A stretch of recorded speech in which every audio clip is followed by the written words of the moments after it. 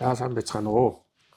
За өнөөдөр бид нэг чухал номыг танилцуулъя гэж доктор Ариун Туяаг урьж ирүүлсэн. Доктор Ариун Туяа бол энэ судалгааны дизайн буюу англиар research design гэдэг номын редактораар, ерөнхий редактораар ажилласан. Тэгээ энэ номонд бол орчуулагч нараар манай урдаа ордог их дээд сургуулийн доктор профессорууд бас ажилласан. Тэгээ юуны өмнө танд болгон бусад орчуулагч нартай бас баярлалаа илэрхийлмээр байна. Яагаад гэхээр ийм номыг орчуулъя, би оролцъё гэдэг ийм зориг зүрх бол өнөөдөр бол их чухал тооцогдох хэрэгтэй байна. Ер нь ихэнх энэ доктор профессортай бид нэр ажиллаж үзэхэд ерөнхийдөө ийм нас цугтаадаг. Яагаад гэвэл ийм номны ажил бид нэр бүтэн жил орчуулгын ажил хийх явцад бол шантрах асуудал. Тэр нь өөрөө нөгөө мэргэжлийн зүгээс бас биш юм. Энэ нь өөрөө энэ монгол хэлний нэгдмэл бус байдлаас болоод тийм тохиолдлууд зөндөө гардаг л да. Тэгэхээр тэр болгоныг даван туулаад ингээд нэгдмэл зохион байгуулалтаар энэ ажилд оролцсон та бүхэнд баярснаа илэрхийлье. Баярлалаа. За энэ ажлыг их барьж авсан гэхүү. Энэ ажлын хамаг сайн муутай тулж ажилласан Ариун Туяа доктор бас энэ номны яагаад энэ ном гарах болсон тухай товчхон бас уншигчтай хэлэх зүйтэй авах эхлээд. За сайн байцгаана уу. Энэ Крэсвеллийн ном бол үндсэндээ чанарын тоон холимог аргын дизайн гэдэг нэртэй юм ном байгаа. Тэгээ энэ ном маань өөрөө болохоор чанар тоо гэдэг судалгааны аргыг бол хүмүүс бол мэддэг, ялангуяа судлаач болж байгаа бол зайлшгүй суралцдаг зүйл л дээ. Зүгээр хоёр туйл болоод явж исэн үе байсан байгаа даа. Чанарын нь бол жишээлбэл 80-ад оны үед, 70-ад оны эцэс 80-ад оны үед 80-ад оныг дуустал Америкт ялангуяа эрдэмтэд чанарын тооныхоо үгүйсгдэг, тоон чанарынхныгаа үгүйсгдэг. Тэгэхээр энийг парадаймын дайн гэж эсвэл мэтгэлцээ гэж нэрлэлсэн байсан байна. Тэрнээс өмнө болохоор юмс үзэгдэл угаасаа чанар талаас нь харах уу, тоон талаас нь харах уу хоёр өөр дүгнэлт гаргадаг. Тоо бол ихэвчлэн юм хаалттай өгөгдөл ашиглаад объектив байдлаар судлаач нөрөө юм нейтрал байр сууринаас судалгаандаа хандаад ирдэг юм уламжлалтай шинжилгээ ухаан арга байдаг. Чанарын арга нь болохоор илүү гүнзгий, нарийн, тэгтээ юм тодорхой асуудлыг авч хилцдэг болохоор маш олон талаас нь юмыг тайлбарладаг. Тэгэхээр хийсвэр субъектив тал их орчдөг ийм арга байдаг. Тэгээ бие бинийгээ ингээд үгүйсгээд яваад ах нь угаасаа энэ юмс үзэгдэл улам эдрэтэ болж байгаа үед энэ боломжгүй юм аа. Тэгэхээр юмыг хоёр талаас нь биш ингээд нэгтгэж харах нь зөв юм байна гэдэг үүднээс энэ mixed method гэдгийг гарч ирсэн байгаад байгаа. Гэхдээ энэ хоёр Америкт бол одоо бол энийг маш хүчтэй Америкийн нэгдсэн улсын холбооных нь засгийн газар өөрсдөө санхүүгийн дэмжлэг үзүүлдэг, тусдаа хүрээлэнгүүд байдаг, тусгай салбаруудад бүр дэмжлэг үзүүлээд сүүлийн үед APA гэд байдیں۔ Америкийн сэтгэл судлалын нийгэмлэгт бол ийм гарын авлага хүртэл боловсруулсан. Тэгэхээр боловсролын салбарч гэдэг юм уу, нийгэм судлалч гэдэг юм уу, эсвэл ялангуяа эрүүл мэндийн салбарт, нийгмийн эрүүл мэндийн салбарт энэ бол түгээмэл ашиглагддаг загвар болоод явцсан байгаа. Өөрөөр хэлбэл чанар тоо хоёрыг бол салгаж авч үзэж болохгүй. Энэ хоёрыг бие бинийгээ ингээд нөхөх, уйлдуулах байдлаар юмс үзэгдлийг тайлбарлах юм бол асуудлыг шийдвэрлэхэд төхөмтэй арга гаргана. Манайд энэ судалгааны арга зүй яг аль хэлбэрээр нь голчлон явагдаж ирсэн юм.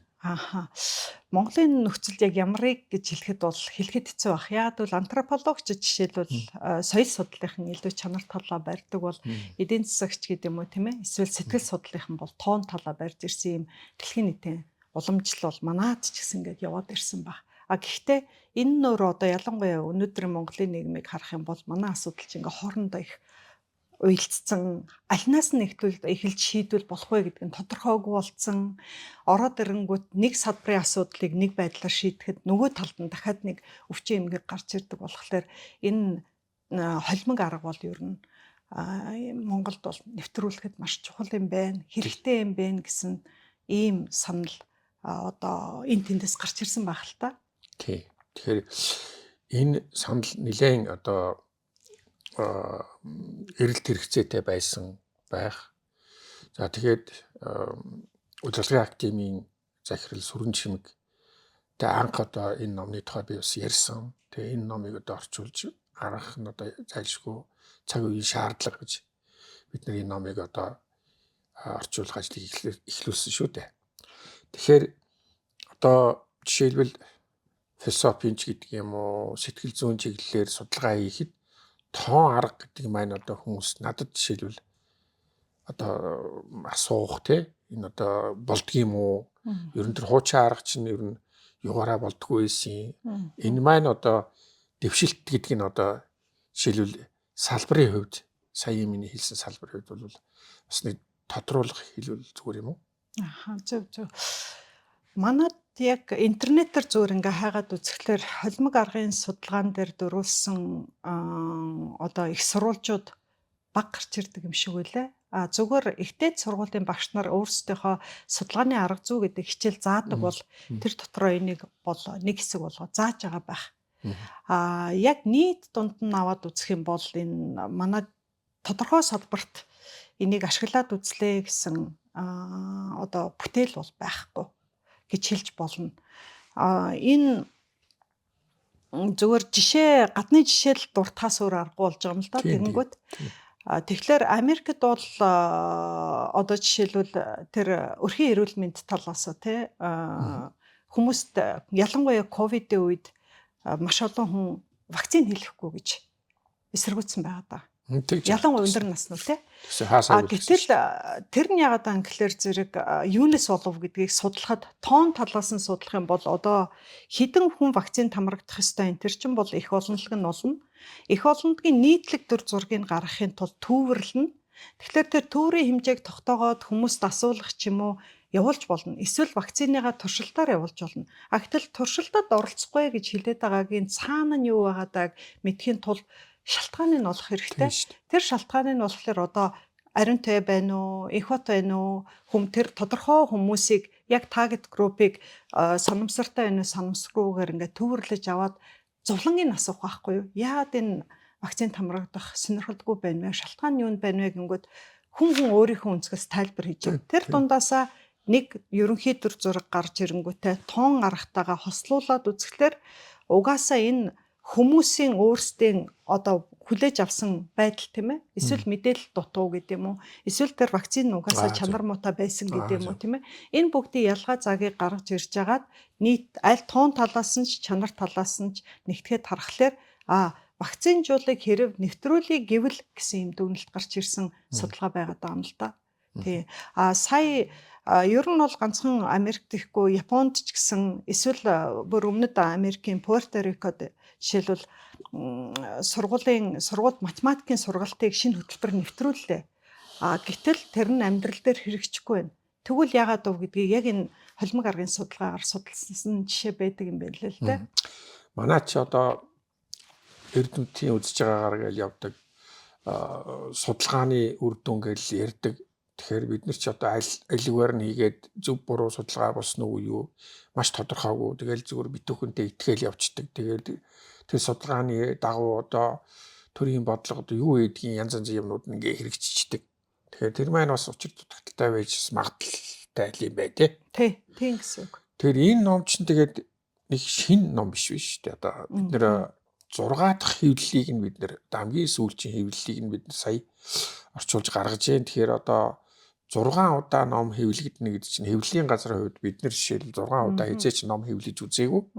Дахин тэр эрэлт хэрэгцээгээр л хэвлэгдээд байна шүү дээ. Тэгэхээр энэ бас нэлээд эртнээс энэ номны ач холбогдол бас хүмүүст хүрсэн юм болов уу гэсэн ийм бодолтой байгаа. Энэ хизээ анх энэ судалгааны эхэлсэн юм бол.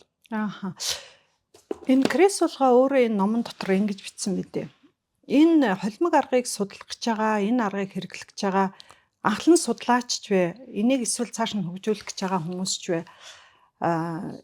холимог аргын судалгаа ер нь хизээнээс эхэлсэн гэдгийг түүхэн тэр процессыг мэдэх ёстой гэдэг. Тэгээ энэ номон дээр бол сайн тайлбар нь бол гарч ирдгүй. Зөөр өөрөөр өгүүлбэрүүдийг харж байхад тэр энэний учир санаа гарч ирж байгаа юм л да.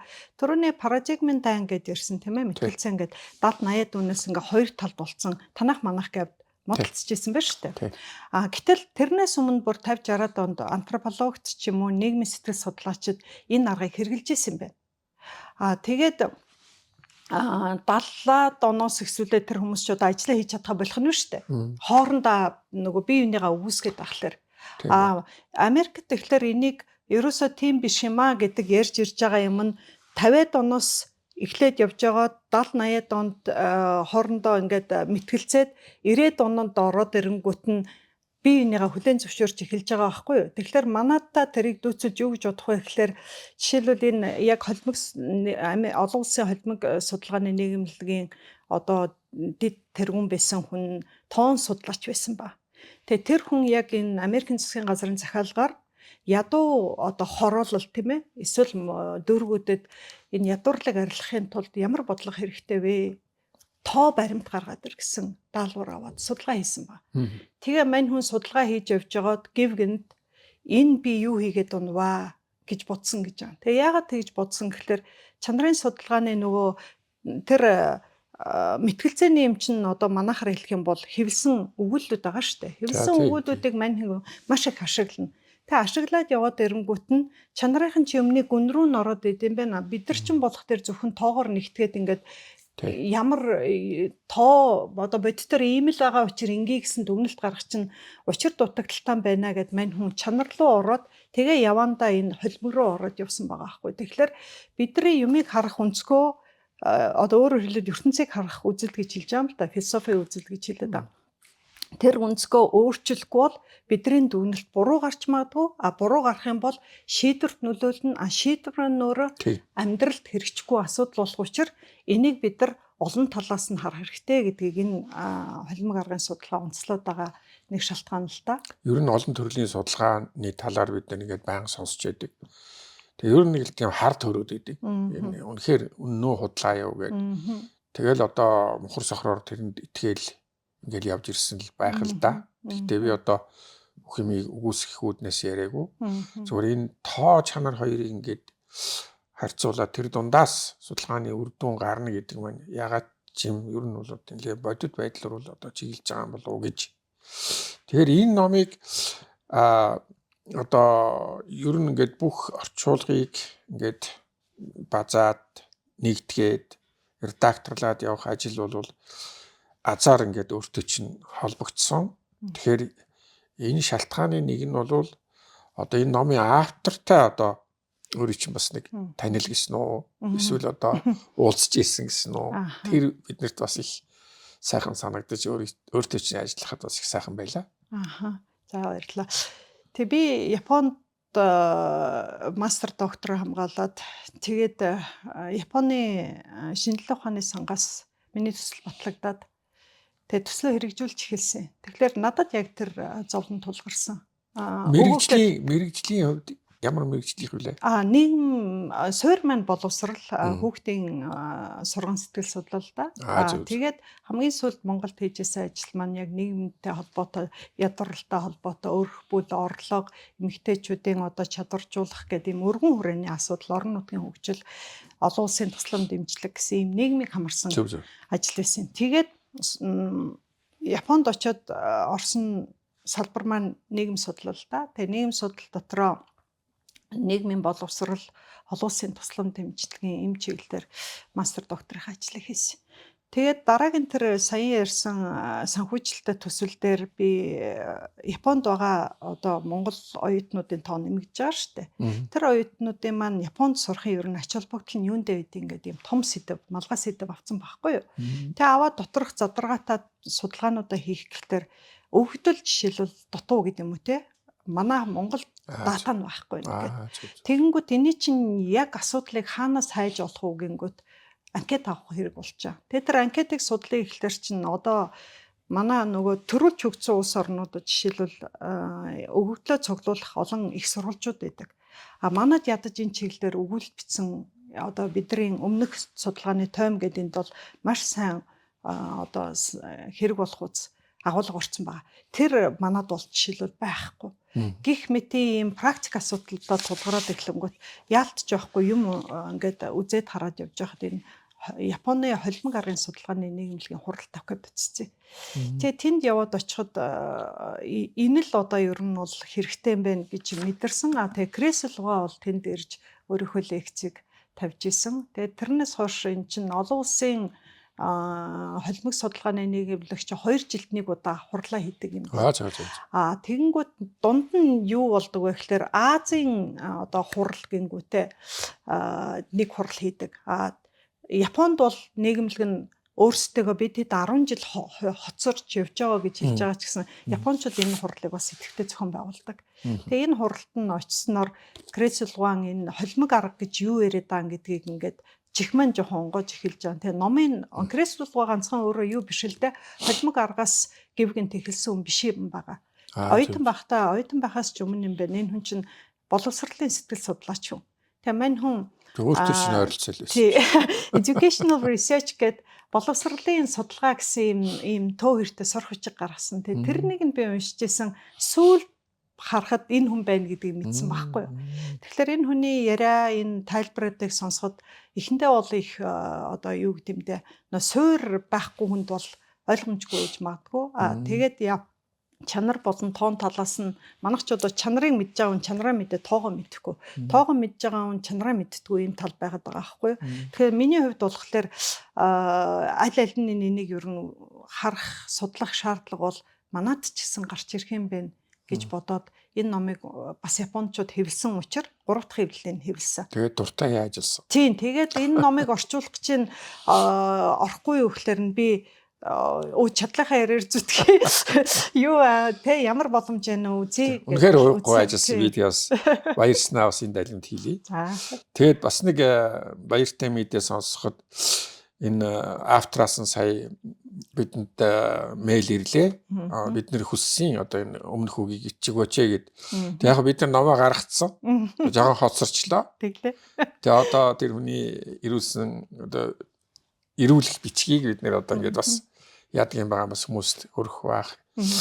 Тэгэхээр энэ хүн бол одоо яг үйл ажиллагаагаа идэвхтэй ингээд одоо хийгээд явж байгаа хүн юм байна лээ. Тэгэхээр магадгүй хизээ нэгэн цагт Монголд ирүүл бас энэ хүнтэй одоо уулзаж энэ ер нь энэ судалгааны талаар нэлээд наривчилж ярьж хөөрөх юмнууд зөнцөл байдаг байлгүй дээ. Тэгээ гэж бид нар бодож байгаа. Тийм. Тэгвэл бас үнэхээр сайхан одоо юу гэдэг түлхэц гэх юм уу? Хүмүүст одоо сэтэл тэмүүлэл уг хүн өөрөө ирээд ажиллаа ярих чинь нэг өөр хэрэг шүү дээ, тий. Тэгээ яг бас нэг энэ номыг хэвлэн гаргахад бид надад аюу сайхан санагдсан юм юу вэ гэхээр удирдлагын академийн захирал Сүрэн Чимэг ер нь одоо ингээд санаачлаад энэ номыг бас гаргахад нэлээд дэмжлэг үзүүлсэн. Тэгэхээр одоо гарсны дараа бид бас нэг цуглаж уулзсан шүү дээ. Тэгээ тэрэн дээр ер нь энэ бол нэг тийм ганц сургуульд нэг өмчлөгдсөн тэр сургуулиар нэрлэгдсэн байхгүй тулд хэвлэлийн газартаа бас нэг хамтарч ажиллая. Хэвлэлийн газар гэдэг бол бусад улс орнуудад тийм нейтралны газар байдаг. Бие чигээд байхan байхгүй. Тэгэхээр ер нь бол бусад сургуулиудад энэ одоо хэр өгөөчтэй гэдэг юм уу хэрэглээний одоо цар хүрээ ямар байдгийг ер нь нэг хэсэг хүмүүсийн дунд л одоо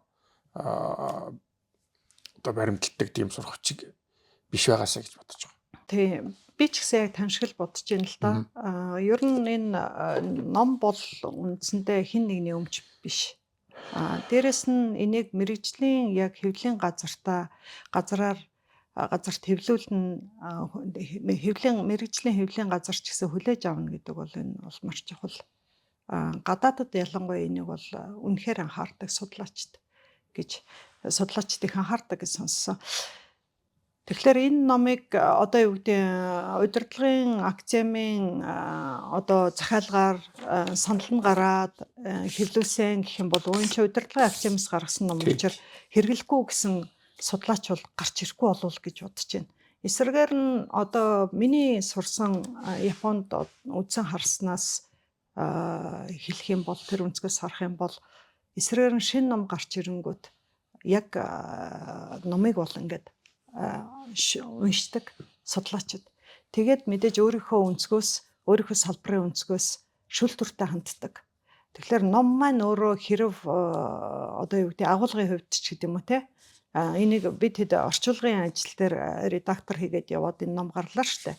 Тэгээ өөр сургуулийн хүмүүс бас оролцсон шүү дээ. Тийм тэглгүй ах хүмүүсийн багш нар оролцсон. За тэгээд боловсролын доктороор хамгаалсан математик суртай бас хүн оролцсон те. Хэдий төрийн албанд ажилласан ч гэсэн одоо сэтгэлийн дудалгаар гэх юм уу те. Тэгэхээр энэ бүгдийг базаад хэлэх юм бол үндсэндээ манай Монголын ялангуяа улсын их сургуулийн одоо энэ чиглэлээр тоон судалгаа бол тоон судалгаараа, чанарынх бол чанарынхаараа дагнсан багш нар үзэж хараасай гэж бол маш их хүсмээр байгаа.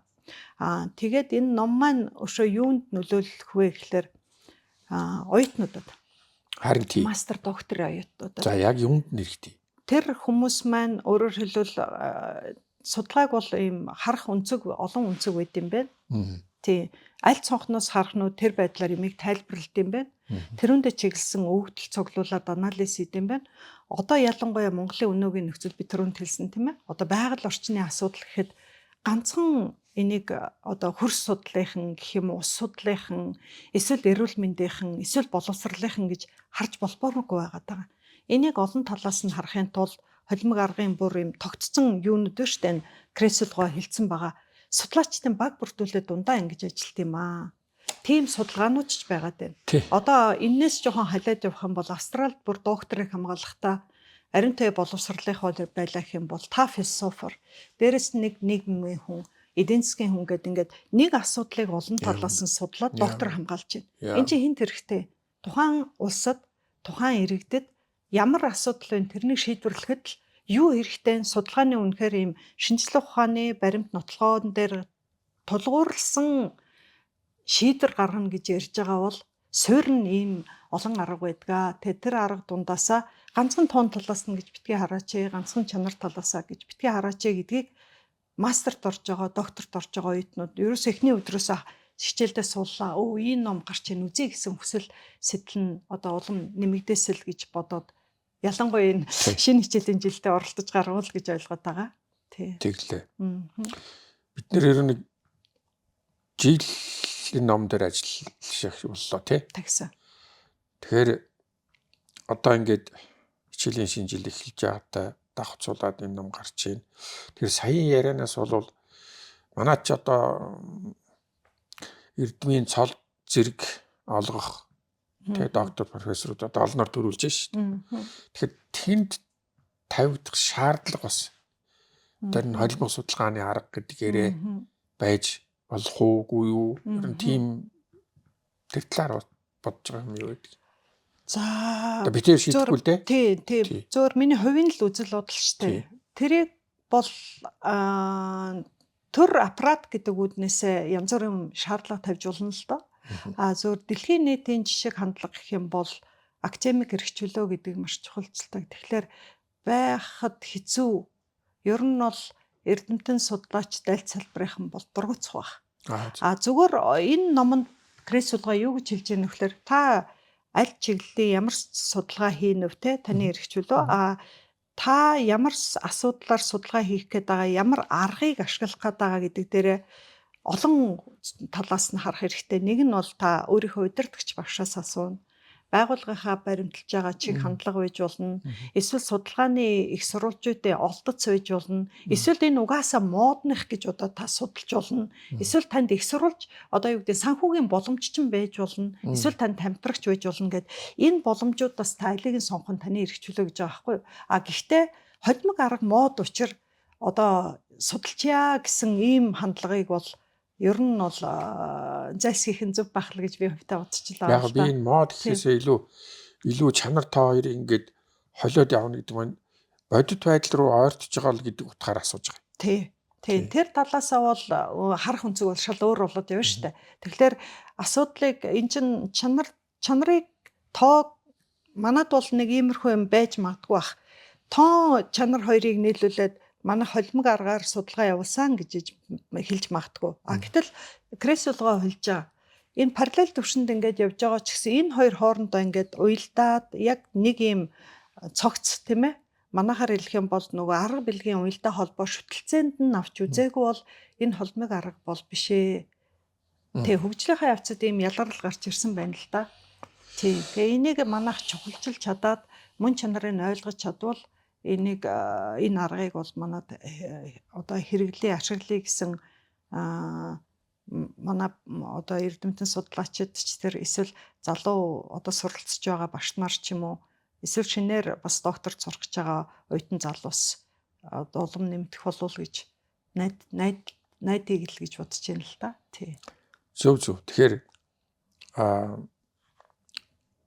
бидний бас энэ номыг хийх шалтгаан нь одоо заавал ашиг орлогын үүднээс биш илүү боловсролын салбар за ялангуяа энэ олон дээд сургуулиуд байна. Энэ олон дээд сургуулиудын бас нэг эднийг бас ингээд тодорхой хэмжээгээр бид нэг зүг рүү харж нэгдмэл үзэл санаанд одоо бий болгоход манай хэвлэлийн газар бас нэг өөрийнхөө үйл ажиллагааг чиглүүлэе гэж боддог. За энэний одоо гол илэрхийлэл бол энэ ном дээр бид нар бас урд нь орчуулгын дараа зөндөл ярьсан энэ үг хэллэг нэр томьёоны асуудал бол маш их замбраагүй. Сургууль болгон багш болгон өөрийнхөө одоо нэр томьёогоор ингээд хичээл юм заадаг. Тэгэхээр энийг нэг ус орон болвол нэг хилтэйл юм болвол бүгдээрээ энэ одоо нэр томьёон төр нэгдсэн байдлаар одоо ойлголцохгүй бол хоёр өөр ойлголтоор ингээд хоёр өөр юм яриад ойлголцно гэхэд хэцүү байдаг. Тэгэхээр энэ тал дээр жаахан ч гэсэн бас энэ номыг одоо яг тулж энэ ном дээр ажиллаж ирсний хувьд өөрийн бодлоо бас нэг хэлээч. Тийм та сайн уу жил гаруй зарцууллаа гэсэн шүү дээ. Тэгээд орчуулга маань ингээд нарийн одоо салбар судлагдхуунаас харах юм бол өөр салбарын хүмүүс орчуулж байгаа. За тэгээд ороод ирээд энэ номнуудыг чи яг нэг ном болгож яг л креслогоо өөрөө тэр бичсэн англи юм монгол дээр яаж хөрвүүлэх үү гэдэг ингээ харахаар орчуулгын мэдээж арга барил байгаа. Нөгөө талд нь нэр томьёоны тэр одоо ялгаатай байдал. Тэгэхээр бид нар нөө бас дараа уулзалт дээр ярьжсэн те нэг сургууль дотор нэг тэнхмүүд нь хүртэл өөр нэр томьёог хэрэгэлдэгэ гэдэг. Өөрөөр хэлбэл англи дээр хэрэглэж ирсэн нэр томьёог Монголд төрүүлэхэд өөрөөр орчуулагдаж ирсэн байна гэдэг нь бол яг энэ орчуулгын явцад бол харагдсан. Тэгэхээр Монголд байгаа их сурвалжуудтай харьцуулаад үзэхдээ бас яг тийм байгаа. Ижилхэн тоон аргын судалгааны ном хэрнээ өөр нэр томьёог хэрэгэлсэн. Жишээлбэл одоо хагас туршилт, квази туршилт гэдэг ч юм уу тийм ээ. Тийм. Тэгэд англи дээр энэ өөрөө ямар байдин гэдгсэн энэ яг энэ одоо юу гэдэг зүй тогтлороо явж ирсэн юм шиг байгаа. Японочууд бол бас тийм дүгнэлт хийсэн байлаа. Судалгаагаас японочууд 2022 онд Японд ер нь энэ холимог аргын судалгаагаар хичнээн хүмүүс бичээд идэв. Тэгээд ямар салбарын бичээд идэв. Америкийн одоо барууны тийм ээ англи хэл дээр бичиж байгаа судалгаануудаас юугаар ялгаатай гэсэн юм судалгаа Японд хийсэн байна. Холимог аргын Японы нийгэмлэгийнхаа. Тэгээд хараад үзсэн чинь нэр томьёонууд бас жигдрэг байна гэсэн үе байсан байгаа. Тий. Яа тэгэхээр англи дээр mix метод гэж бичсэн бол mixed method ч гэдэг юм уу, multi method ч гэдэг юм уу. Ингээд өөр нэр томьёотой японочууд тэрнийг орчуулахдаа дахиад ханзан төрүүлэх үү, галиглах үү? Эсвэл нөгөө тэдний өөрсдийн англи үгийг тэр чигээр нь хулбарладаг катакана цагаан толгой гэж бий л дээ. Тэрнгээр нь явах уу гэд ингээд мэдээж сонголтууд байгаа бах. Хараад үзэнгүүд бас нэр томьёо өөр явсан байна. Энэ нь явандаа жигдэрч ирсэн байна. Жигдэрэхгүй бол нэг юмыг өөр нэр томьёогоор ярихлаар нэгдмэл ойлголт төрөхгүй. Тэгээд хэрв эрдэмтэд өөрсдөө нэгдмэл ойлголтгүй байх юм бол доор байгаа оюутнууд тийм ээ. Дээрээс нь цаашаад бид нар асуудалд яаж хандах уу гэдэг ийм том бүр макро түвшний юмыг буруу тайлбарлах, буруу тусгах, за магадгүй өөрийнхөө байр суурийг тавихгүй байх тийм ээ. Энд чи ийм л байх ёстой учир ингэх ёстой гэдэг юм бол одоо нөгөө гол нь судлаачийн юун чиглэгдэдэг. амьдралд байгаа асуудлыг шийдвэрлэе гэсэн зорилготой байгаа шүү дээ. Гаргалгаа гарц гаргая гэдэг. Тэгээ яг энэ ном маань өөрөө олон хүний бас хүч хөдөлмөр шингэсэн гэдэг үнэхээр яг тийм байгаа. Нэгт бол нөгөө орчуулагч маань өөрөө мэрэгжлийн яг орчуулагч гэхээсээ илүү яг тухайн салбарын нарийн имийг мэддэг багш нар оролцож байгаа. Тэгээд Моисийн 3 багш боловсролын докторыг хамгаалсан математик суртай юм судлаач бас байгаа. Дээрэс нь энэ редактор дээр ажиллахад нөө утга агуулга талаасаа, найруулга талаасаа гэж жишээлбэл одоо яг одоо ажиллаж байгаа багш нараас гадна өмнө нь бас энэ чиглэлээр олон номон дээр бас ажиллаж исэн юм багш маань оролцсон байгаа. Тэгээд нэр томьёотой холбогдуулаад хэлэхлээр энд жишээлбэл ерөнхий зөвлөх редактораар ажилласан манай Төдөв багш гэдэг гавьт багш маань өмнө нь номнууд одоо жишээлбэл хэвлэлтэнд ороход юм уу нэр томьёоны комисс гэж байдаг байсан. Тэгээд тэр үед бол тухайлбал зан үйл гэдэг үгийг бол абриат гэж хүлээж аваад тийм ээ. Ёстыг журамтай холбоотой үг. Behave гэдэг үгийг бол сүүлд монголоос оруулж ирэхдээ манайх зан үйл гэж орчуулсан юм байна. Утга нь бол эн чинь поведение тийм ээ. Хүний зан үйлдэл гэдэг утгатай үг байна гэсэн иймэрхүү юм ялгаатай зөрүүнүүд байна, ялгаатай тайлбарууд байна гэдгийг бол анзаарсан. Тэгэхээр иймэрхүү байдлаар бид нар ингээд тэр олон редакторууд суугаад энэ шүлтүүр хийгээд явж байхдаа үгийн зөрүү, утгын зөрүү, нэр томьёоны нэгдмэл бус байдал гэдэг юм манад бол бас байгаа юм байна гэдгийг анзаарсан та. Ер нь бол нэр томьёоны асуудал их эмзэг байдаг. Тэ одоо хүн болгон янз янзаар ярьдаг, тайлбарлахыг хичээдэг. Гэхдээ энэ дээр одоо зориглоод тэ одоо зарим нэр томьёог одоо шууд англиар нь хэрэглээ явуулсан ийм байдал бол ажиглагдж илээ. Тэгээ би тэрийг бас зөвлөж гэж бодсон. Тэ. Энэ ганцхан манай Монгол байдаг жишээ биш байх л да. Тий.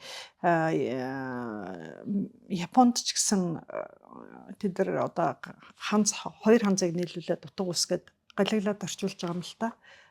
Ялангуяа шинжлэх ухааны салбарт шинээр оруулж ийн гэсэн үг. Тийм тохиолдол илбэг байдаг гэж дуулсан. Гэхдээ яг энэ холимог аргын судалгааны хувьд бол японочууд зарим нэр томьёог яг тэр чигээр нь англиар нь ашигласан байдаг. Өөрөөр хэлбэл японоор ханзаар галиглаад төрүүлээ гэхэд хүндрэлтэй утга санаа нь бүтэн гарахгүй байна. Эсвэл давхар өөр контекстийн юмнууд орчих гээд байна.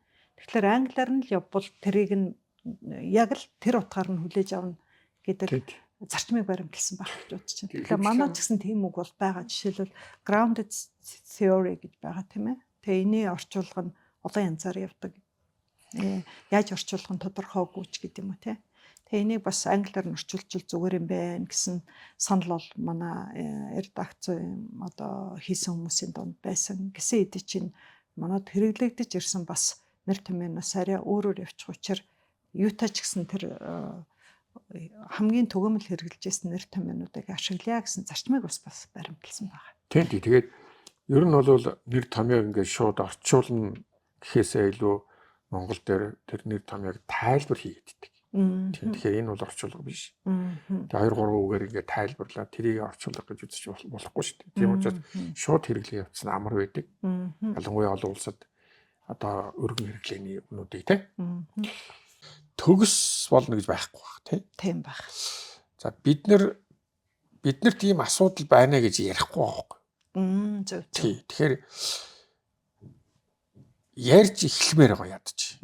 Тэгээ ярьж эхлэх юм бол тэр ярьсан юм чинь ажил хэрэг болж эхэлнэ гэсэн үг. Тэгэхээр энэ яриаг бий болоосоо тэгээ яг бид нар энэ номны бас түрүү хэлснийг залруулад бас цааш нь хэлэхэд ихтэй сургуулиуд, судалгааны байгууллагууд ер нь одоо заавал энэ номоор явах асуудал биш ч гэсэн ер нь нэр томьёогоо нэг зэгцлэх асуудлыг бас цааш нь би хийх ёстой болов. Энэ ном бас бидний тим ажил руу одоо дагуулах ёстой болов гэсэн ийм бодолтой байгаа. Тэгээ бид нар яг энэ номынхоо нээлтийг хийхээс өмнө энэ ярилцлагыг хийж гэн. Тэгээд бид нэр одоо судалгааны байгууллагын хүмүүсийг бас урьсан. Тэгээ цааш ч гэсэн хүмүүстэй бас энэ талаар яриад энэ ажлыг цааш нь өргөжлүүлэе гэж бодож байгаа. Тэгээд Тийм тань хэрэг одоо тийм ажил хэвлэлийн мэрэгжлийн компани үүднээс ганцхан энэ судалгаа биш бас өөр салбарын олон номыг танахаас хэвлдэг шүү дээ тийм ээ. Тэгэхээр энэ талаар одоо механиктэй ямар нэгэн ажил өрнөж эхлэх юм бол хувь судлаач байна уу, байгууллагад харьяалагддаг байна уу, сонирхох байх гэж бодож байна. Зүгээр надад нэг юм бодогдтiin. Одоо Японы холимог судалгааны нийгэмлэг гэж яриад байна шүү дээ. Олон улсын нийгэмлэг гэж яриад байна. За манад бол сэтгэл судлалын нийгэмлэг гэдээ бас байдаг бах. Эсвэл шинжлэх ухааны академийн одоо харьяа хөрөлөнгүүдийн доор бас гэдэг юм уу ийм салбар дагнсан нийгэмлэгүүд байдаг бах. Стратеги судлалын хүрээлэн гэдээ бас байгаа шүү. За тийм. Тэгээ ингээд судалгааны think tank-ууд бас байгаа тий. Тэгэхээр энэ талд байгаа юм уу тэр хаана харьяалагдах сонирн биш. Яг салбар дагсан хүмүүс ингээд нэг дороо нэгдээд нэг нийгэмлэгт харьяалагдахлаар тэнд яг нэр томьёоны асуудал бол зайшгүй хөндөгддөг баг. Тэр нь бол одоо Японд байхад бол бас л анзаарэгддэг байхгүй юу? Тийм хамтарсан хурал мурал одоо юу гэдгийг байх штэ тийм. Тийм манад хийд юм уу? Манад бол хийдэг газараа хийдэг гэж би бодож байна. Ерөнхийд нь ингээд нийтлэг дүр зургаар нь харагдах юм бол манайх бас л японочдын яг хэлдэг шиг бид нар бас нэг 10 20 жилээр хоцорч явж иж магадгүй юм. Яа тэгэхээр зэрэг одоо тэнд бол жил болгон хурал болоод хурал болох учраас одоо жил тогтмол хуралдаа тогтмол сэтгүүлтэй тийм учраас сэтгүүл бол дангаараа гарна гэж яахгүй зайлшгүй хуралдчихээж хурал чи яагаад чухал байна вэ гэд Креслого энэ номон дээр хэлсэн байгаа. Хурал яагаад чухал байна гэхээр тэр хурал дээр хамгийн сүүлийн судалгааны илтгэлүүд явагддаг. Зөв. Бүтээл бол болж амжаагүй. Тэгэхээр ариун тэ одоо хамгийн сүүл судалгаа хийсэн бол судалгаагаа танилцуулах нь шүү дээ. Тэнгүү тэнд сууж байгаа хүмүүс таны ярианд ийм нэр томьёо гарлаа. Энд чи одоо урд нь бол ийм нэр томьёо байсан. Та энийг зориуд ашиглаад байгаа мó эсвэл ингээд яагаад байгаа гэдэг асуулт орж ирэхлээр нөгөө ийм харилцан яриа үүсээд нөгөө хүн чинь тэр олонний дунд олуулаа ярьж хахад би буруу ашигласан байна гэд өөрийнхөө алдаа мадгийг мэдэх эсвэл өөрт шинэ хийснийхаа бусдад танилцуулах юм боломж хурлаар явагдчихаа. Тэгэхээр тэр хурлыг болохоор нийгэмлэг зохион байгуулна. Нийгэмлэг нь өөрөө хурлаар явсны дараа тэр сэтгүүлтэй нэгэнд гаргасан бол тэр чинь шүүлтүртэй сэтгүүл штэ. Тэгээ хянан магадлалгаа орж ирж байгаа өгүүлбэрүүдийг шүүлтүрдэж хамгийн сайн гэдгийг гаргаж байгаа. Тийм болохоор манайх одоо олон улсын ялангуяа эрэмб гэж ярьж байна. Боловсролын яам ялангуяа ихтэй сургуулийн эрдэм шинжилгээний ажлыг сайжруулах нь зүйтэй гэсэн ийм чиг хандлагыг баримталж байна. Хэрв тэгж ярьж байгаа бол тэр нийгэмлэггүйгээр дээрэс нь өөрөөр хэлбэл хин нэгэн хоорондоо нэгдэж ийм энэ чиглэлээр хурлаа хий, сэтгүүлтэй болъё. Цаана өөрөө энэ чинь төсвөн мөнгөний асуудал болно. Хичнээн хүнийг бид нар сургаж байгаа. Шинэ судлаачид тэр байгаа. Ахмадууд нь хэд байгаа. Дахиад хэдийг бий болохын гэдэг асуудал хүртэл цаана яригдаг. Жишээ олгоод ярихад Японд бол нөгөө Монгол судлалын Японы нийгэмлэг гэж байгаа, холбоо гэж байгаа. Тэнд болохоор одоо нөгөө үеийн одоо нэг юм насны ангиллаар наваад үзэхлээр жоохон юм заг ялгаа гарчаад байгаа байхгүй юу? Ахмад үеийнхэн бол Монголыг бол судалж эхэлсэн хүмүүсийн үе нь одоо нэлээд насчаад. За тийм. Тэгээ дунд үеийнхэн цөөрөөд, залуу үеийнхэн бүр цөөрөөд байна. Одоо энийг хэдүүлээ яах вэ гэдэг асуудалд хүртэл анхаарлаа тавьж байна шүү дээ. Тийм. Тэхийн тулд яавал энэ Монголын судалгааг илүү олон хүнд хүртээлтэй хүмүүсийг татах уу гэхээр их сургууль руугаа тэгвэл ямар хөтөлбөрөөр ямар сургалт явагдаж байна. Хурдтай ямар хүмүүсийг мэдээлэл хүргэх үү тийм. Ийм том төвшин хүртэл одоо бидний мэдхгүй ийм арын асуудлыг хүртэл бодолцож байгаа байхгүй. Тэгэхээр манай чинь одоо бүх юмаа бодож явах хэрэгтэй гэсэн санаа тийм болоо Монгол улс бол ийм ямар хэдэн 10 сая хэдэн 100 сая хүнтэй биш 3 сая хүн амтай тийм ээ улс чинь төр гэдэг талаас нь харах юм бол энэ чинь нэлээд сайн ийм бодлого өндрөөс харсан ийм бодлого хэрэгтэй байх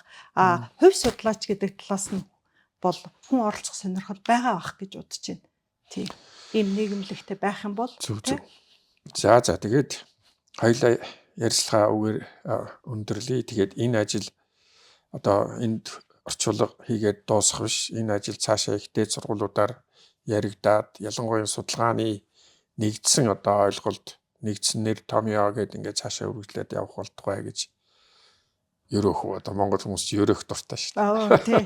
Ялангуяа тий илүү их судлаад сураад тий судалгааныхаа үр дүнг тийм ээ нөгөө хувьдаа өмчлөх биш ингээд нийтийн хүртэл болгодог энэ соёл манад улам дэлгэрээсэ гэж хүсэж байна. За ингээд танд маш их баярлалаа. Одоо бүтэн жил яг Япон хүн шиг ийм одоо улс хууртай энэ ажилд сэтгэлээрээ хандаж хийсэн бид нэр их баярлсан шүү. Тэгээ таны ажил амьдралаа сайхан хүсье. За төвчээртэй хүлээж хандсан бас та бүхэнд бас баярлалаа. За. Тэгээ алдаа мадаг бас байж магадгүй баг. Гэхдээ энэ бол дараагийн хэвлэлээр бас хоёр дахь хэвлэлч гэдэг юм уу те? Гаруул бас засвар юмнуудыг хийх болно. Баярлалаа. Алдаа мадаг байх ёстой. Тий, байвал сайн гэсэн үг тийм ээ. За баярлалаа.